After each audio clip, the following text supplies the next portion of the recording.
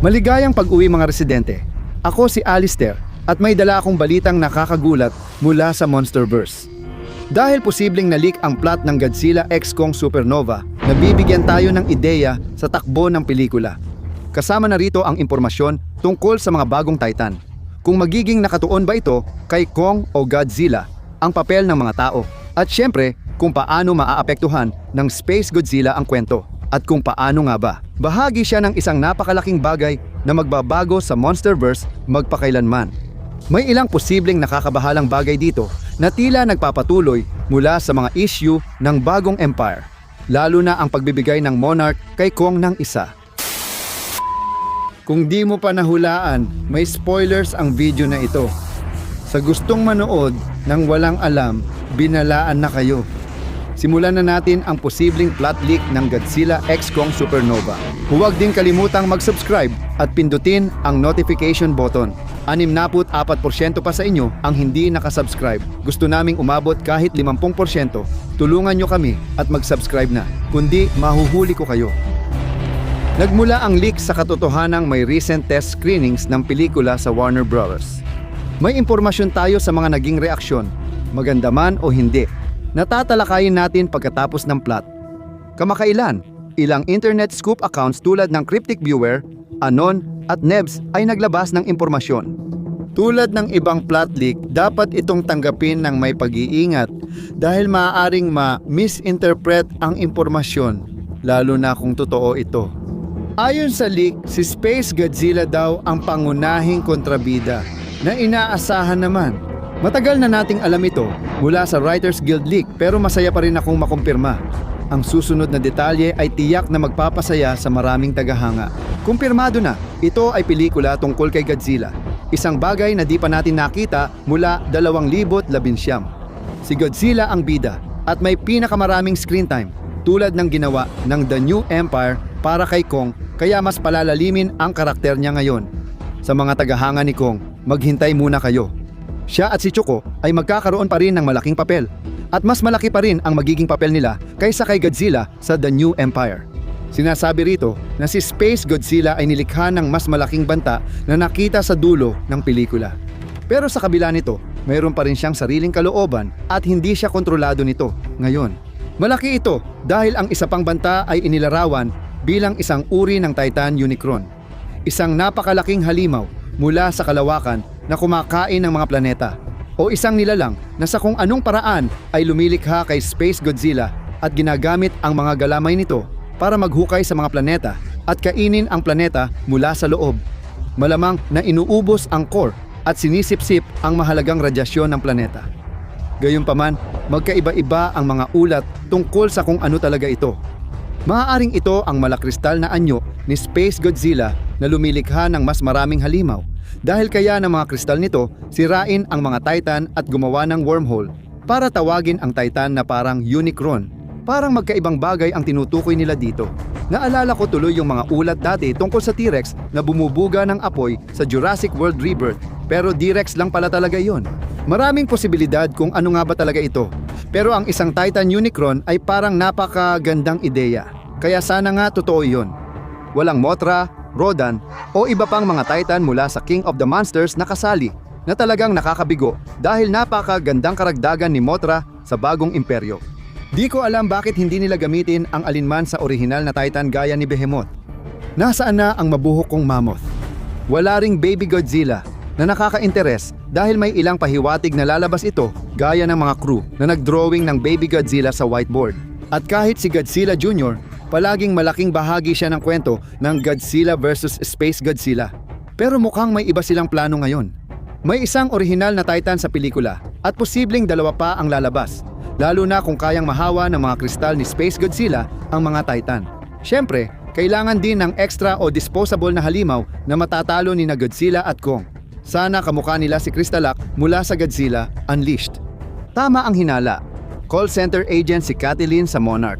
Habang si Jack O'Connell ay koronel ng karibal na organisasyong EDM na pinamumunuan ni Mateo Modin. Ibig sabihin, kaya nito ay Earth Defense Network na parang kahalintulad ng G-Force bilang spiritual successor. Si Delroy Lindo daw ang pinuno ng Monarch Kaya may isa pang aktor mula sa Sinners dito. Sana ibig sabihin nito maganda ang screenplay, lalo na't pumayag silang sumali. Nasa pelikula sina Suko at Shimo, kahit sandali lang ang kanilang mga eksena. Tinulungan niyang sanayin si Suko at sumali rin siya sa huling laban. Nakakatuwang malaman kung paano niya ito ginawa.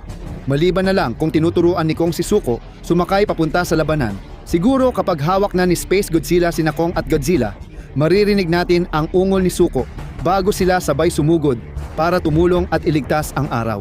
Sa totoo lang, posibleng mangyari yon ngayon. Ang susunod na bahagi raw magpapasya kung magugustuhan mo kasi magkakaroon ng exosuit si Kong. Oo, totoo ang Titan Tech Kong. Pero sa tingin ko, mas astig pa ang itsura nito kung mangyayari. Tandaan, ang Project Powerhouse ay hindi lang sa pagdidisenyo ng Beast Glove, kaya posibleng mabigyan ni Supernova si Kong ng buong Hulkbuster armor noon. Pwede na kayong gumawa ng mga mechs, hayaan nyo na lang na maging mga halimaw ang mga Titan. Tigilan nyo na ang pagdadagdag ng kung ano-ano sa kanila. Pero oo, alam ko naman na kailangan nyong magbenta ng mga laruan. Bahala na. May nagsasabing hindi raw totoo ito, habang ang iba ay naniniwalang mangyayari. Kaya hindi pa tiyak kung lehitimo ang leak na ito. I-comment nyo kung gusto nyong makita si Kong na naka-power armor. Ayon sa leak, magiging parang tono ng Godzilla X Kong The New Empire. Kung hindi mo pa alam, magkakaroon ng Kong exosuit, mas maganda raw ang pagsusulat dito. Dahil kasama sina Jack O'Connell at Sam Neill, posibleng magkaroon tayo ng pinakamagagandang human characters sa Monsterverse. Kaya ngayon, naniniwala na talaga ako rito. Magandang balita ito para sa Goji fans dahil ang personalidad ni Godzilla ay mas malapit sa 2014 at King of the Monsters. Hindi tulad ng galit na nakita sa Godzilla vs. Kong at iba pa. Magandang balita ito dahil maraming fans ang hindi natuwa sa mababaw na karakter niya. Gusto rin nilang maibalik ang marangal na balanse ng kalikasan na dati niyang simbolo. Magandang senyales ito at ayon sa ulat, suot ni Godzilla ang evolved niyang disenyo. Dahil hindi pa tapos ang visual effects at parang PlayStation. 2 game pa ang itsura, maaaring magbago pa ito. Sinasabi rin na magkakaroon siya ng bagong power-up at posibleng bagong kulay. Natutuwa ako dito dahil space. Paborito kong kaiju si Godzilla dahil siya ang pinakamalakas na halimaw sa serye at laging dehado sina Godzilla at Kong sa pelikula. May sense na bigyan siya ng exosuit para makatulong siya kasi wala naman siyang laban sa mapaminsalang cosmic na nilalang kung wala yon. Kinukumpirma rin nito na maayos na ang samahan ni Godzilla at Kong. Nakakalito lang dahil sinasabi rito na maglalaban sila pero may ibang balita na hindi raw sila maglalaban at naayos na ang alitan nila sa bagong imperyo. Kung maglalaban sila, siguro dahil pansamantalang nasira ang isa sa mga kristal ni Space Godzilla. Ayon sa leak, matatapos ang pelikula sa cliffhanger na hindi ko naman ikinagagalit. Kung magagawa ito ng maayos, mas lalo pang lalago ang Monsterverse. May kumpiyansa ang serye bago ang King of the Monsters at hindi natatakot magbigay ng pahiwatig para sa susunod na pelikula. Malamang ang susunod na pelikula ay magfo-focus sa Titan na parang Unicron bilang banta at dito ko iniisip na magbabago ang lahat dahil kay Supernova.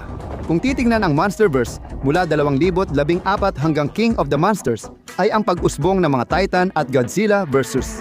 Kung Hollow Earth Saga ang The New Empire, ang Supernova naman ang simula ng Cosmic Saga dahil magpapakilala ito ng mas maraming alien at eksena sa kalawakan. Sa pagdating ni Space Godzilla at mga dambuhalang Space Titan na may kristal na lumilikha ng wormhole, maaari na tayong magsimulang tuklasin ang mga bituin at malamig na kalawakan. Sa bilis ng mga pangyayari ay pabor ako pagdating sa reaksyon ng mga manonood dahil iyon naman talaga ang dahilan kung bakit sila nagsasagawa ng mga test screening. Mukhang karamihan sa opinyon ay positibo kahit may ilang negatibong reaksyon na sa totoo lang ay magandang senyales. Maaga pa kaya kulang pa sa musika, computer-generated imagery at visual effects. Kaya ngayon, maliit pa lang ito kumpara sa itsura paglabas sa Marso 2027. Habang umaabot sa post-production ang pelikula, lalakas pa ang mga reaksyon. Kung totoo ang leak, magandang senyales ito. Sa kabuuan, kung totoong leak nga ito, na maaaring hindi rin naman, mukhang maganda talaga. May mga bagay talaga na hindi ako masaya, tulad ng tono na pareho pa rin sa Godzilla X Kong sana kasi mas madilim ang tema ngayon. O kaya yung tungkol sa Kong exosuit. May mga bahagi na astig gaya ng The Titan, Planet Eater at Crystal Corruption ang lupit pakinggan pero nakadepende pa rin sa paggawa nila. Gusto ko lang ng magandang pelikula. Tiwala ako kay Sputor na magagawa niya ang kapanapanabik na pagpapatuloy ng Monsterverse. Magpapalago ito sa serye at magpapalawak sa lore sa paraang hindi nagawa ng mga naunang pelikula. Inuulit ko, wala pang kumpirmasyon. Maaaring totoo ito o hindi. Alam natin na ang iba ay siguradong supernova, habang ang iba ay posibleng gawa-gawa lang. Hindi tayo magiging sigurado hanggat hindi pa nagkakaroon ng mas maraming test screenings o nagsisimula ng maglabas ng mga teaser na magbibigay sa atin ng ideya kung ano ang aasahan natin sa pelikula sa susunod na taon. Kahit ano paman, sobrang excited ako para sa susunod na yugto ng Monsterverse. Pero ano sa tingin mo tungkol sa di umano'y leak? Gusto mo ba ito? At alin ang pinakaayaw mo?